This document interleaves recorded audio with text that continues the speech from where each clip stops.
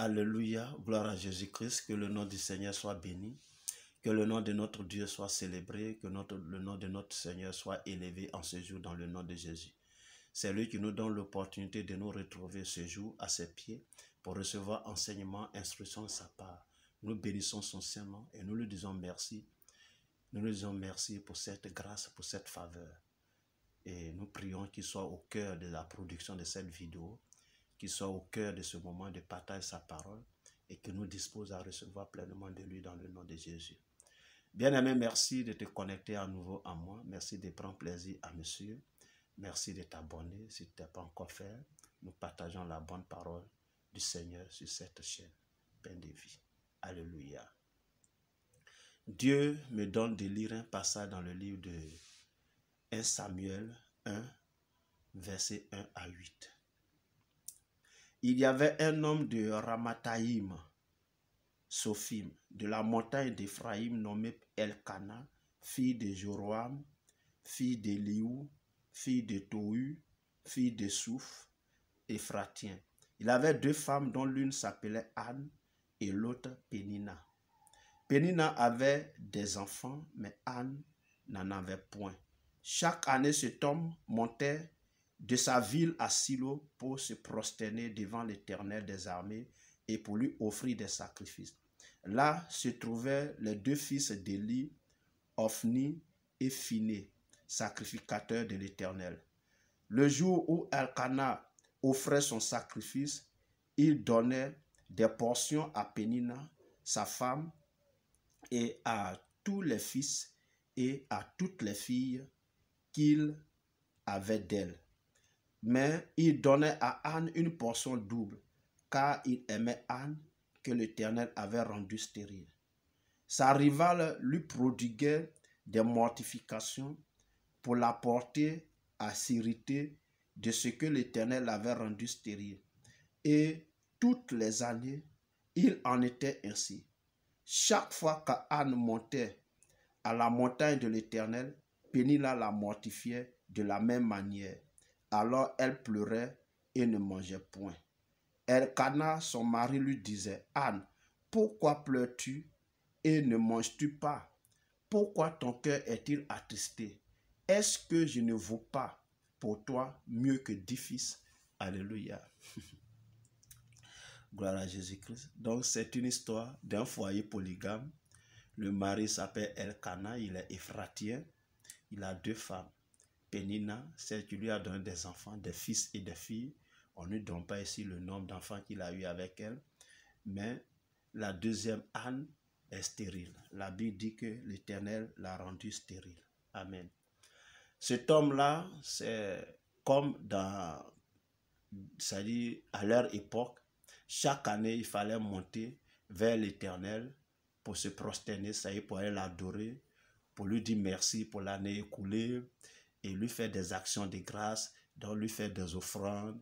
Bon, ici, on parle en termes de sacrifice. Alléluia. On dit il offrait son sacrifice. Donc, et sinon, en réalité, c'est des offrandes qu'on va donner donc à la maison de l'Éternel. Cet homme polygame, donc, sa femme qui lui a donné des enfants, Pénina, il lui donnait une portion. Il donnait une portion à chacun de ses enfants, filles comme garçons. Et à Anne, il donnait une double portion, n'est-ce pas? La Bible précise que parce qu'il aimait Anne. Mais en réalité, il aime Pénina aussi. Amen. Voilà. Donc, il le faisait. En réalité, il donnait une double portion à Anne parce que Anne n'avait pas d'enfant. Alléluia. Mais le truc, c'est quoi? C'est que Pénina s'en fout de ce qu'on lui a donné. C'est-à-dire une portion qui soit la moitié de celle que Anne a reçue. Elle s'en fout de ça. Et Dieu lui a donné des enfants, des fils et des filles.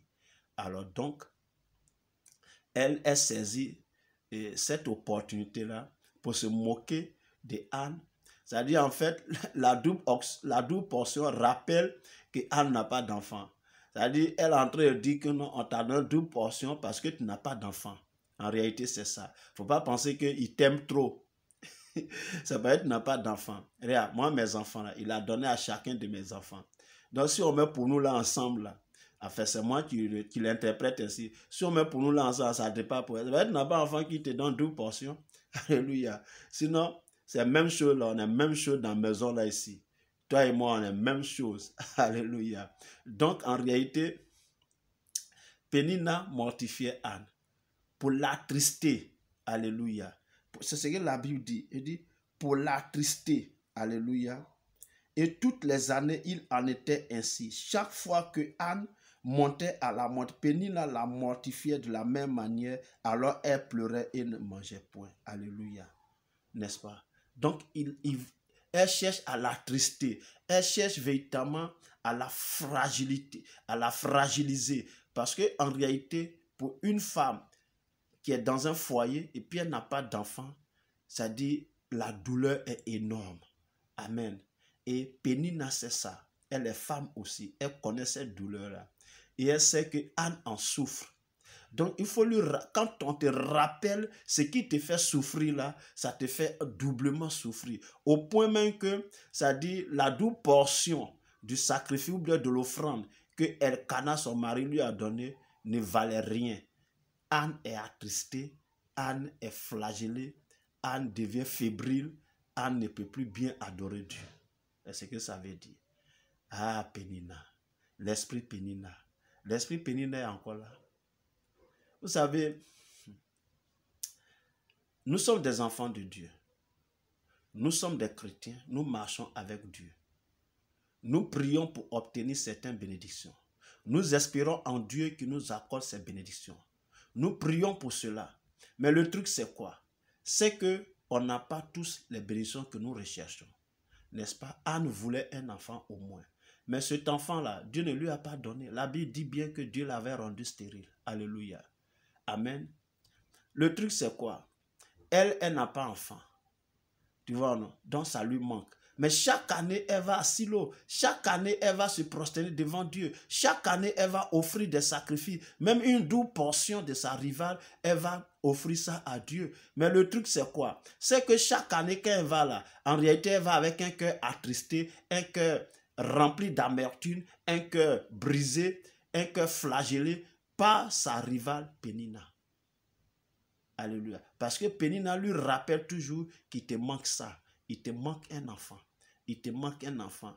Tout l'effort que tu fais là, c'est zéro. Ton mari là, il fait semblant de t'aimer. Sinon, en réalité, il ne t'aime pas. Si tu avais des enfants, on aurait la même chose dans la maison ici. C'est pas que tu n'as pas d'enfant qui te blague quand tu t'en as la double portion. Sinon, en réalité là, on a la même chose dans la maison ici. Pas penser qu'il t'aime. Hein. Chaque année, tu vas, tu viens, tu vas, tu viens. Avec ton ventre cimetière là, tu ne peux pas faire enfant. Et c'est toi tu coupes pour aller à Silo parce qu'on t'a donné 2 portions. En fait, c'était des paroles pour briser, pour décourager Anne. Alléluia. Pour briser la foi de Anne en réalité. Et cet esprit est là. C'est-à-dire à chaque fois que tu te disposes pour dire, ah, pour telle bénédiction, je vais vraiment prier, je vais chercher la face de Dieu. Pour telle bénédiction, je vais agir ainsi. C'est en ce moment-là que cet esprit-là te rappelle que tout le temps tu gênes là même, et Dieu t'écoute. Tu crois que Dieu a le temps pour tes conneries là? Dieu n'a pas le temps pour tes conneries là. Non. Dieu, il est occupé à autre chose. Tu es là, tu gênes, tu cries, tu gémis ça et là. Tu n'auras rien. Ça sera la même chose. Si tu veux, essayons. Quand tu as fini là, Dieu est occupé à autre chose. Dieu fait rien à toi. Dieu a d'autres chats à fouetter que toi, tu resteras toujours comme ça. Donc cet esprit te rappelle ce manquement. Cet esprit-là te rappelle, c'est-à-dire cette bénédiction que tu n'as pas. Cet esprit-là travaille à t'attrister. Cet esprit-là travaille à briser ta foi. Cet esprit-là travaille à véritablement rendre ta communion, c'est-à-dire, comment je vais dire, froide avec Dieu. N'est-ce pas? C'est un esprit Pénina. Alléluia. C'est un esprit Pénina. Et cet esprit, il est en vogue aujourd'hui. Dans nos milieux chrétiens, il y a toutes des personnes que cet esprit utilise pour nous décourager. Pendant que l'homme de Dieu projette un programme, il projette, c'est-à-dire un temps de jeûne, et que tu en parles avec quelqu'un, dit, ah, jeûne là, il faut que je prenne ça au sérieux, machin. La personne va te dire, ah, c'est bien, il faut jeûner. Sinon, moi, je suis fatigué de jeûner. Hein. Chaque année, on jeûne, toujours jeûne, on prie, on fait, on dit non, Dieu nous a bénis, mais nous, on ne voit rien. Est-ce que toi, tu vois quelque chose dans ta vie? Pour cette fois-ci, moi, je n'ai pas jeûné. Hein. Oh ouais. De toute façon, je vais venir. Dieu, moi, je ne le comprends pas. Avec tout ce qu'on fait là, tout l'effort qu'on fournit, on jeûne, on prie là, il ne nous écoute pas. Et c'est d'autres personnes qui sont bénies dans l'église. Et toi aussi, effectivement. Lorsque cette personne parle ainsi, ce frère ou sa soeur, cette soeur-là commence à parler ainsi, ça te rappelle aussi des manquements et tu te rappelles que effectivement, les années passées, tu as jeûné, tu as prié pour une bénédiction que tu n'as pas. Alléluia. Donc ça brise en fait ta foi. L'esprit pénina. Cet esprit, il est toujours là. Amen. Vous savez, la Bible, quand on la lit sous un autre regard, avec un esprit bien disposé, on comprend beaucoup de choses. Cet esprit-là est là. Cet esprit-là est là pour nous décourager, pour nous empêcher même en réalité d'obtenir la bénédiction. Parce que la bénédiction se trouve dans les mains de Dieu. C'est la bénédiction de l'Éternel qui enrichit et elle n'est suivie d'aucun chagrin. La bénédiction se trouve avec Dieu. Mais si tu te présentes devant Dieu et que toi-même tu n'as plus confiance en Dieu, tu ne crois plus que Dieu peut t'accorder cette bénédiction-là. Mais tu espères quoi de Dieu? Tu vas gêner, tu vas prier, tu vas gémir, tu vas sauter à gauche, tu vas sauter à droite. Tu n'auras rien. Franchement. Parce que l'esprit pénina est passé par là. Alléluia. L'esprit pénina est passé par là. Il faut que, ça dit, tu prennes ton courage entre les deux mains. Comme Anne l'a fait. Par l'histoire, la suite de l'histoire nous montre qu'à un moment donné, Anne, elle a pris son courage entre les deux mains. Elle a refusé véritablement que cet esprit-là la domine. Elle a refusé que cet esprit-là la domine.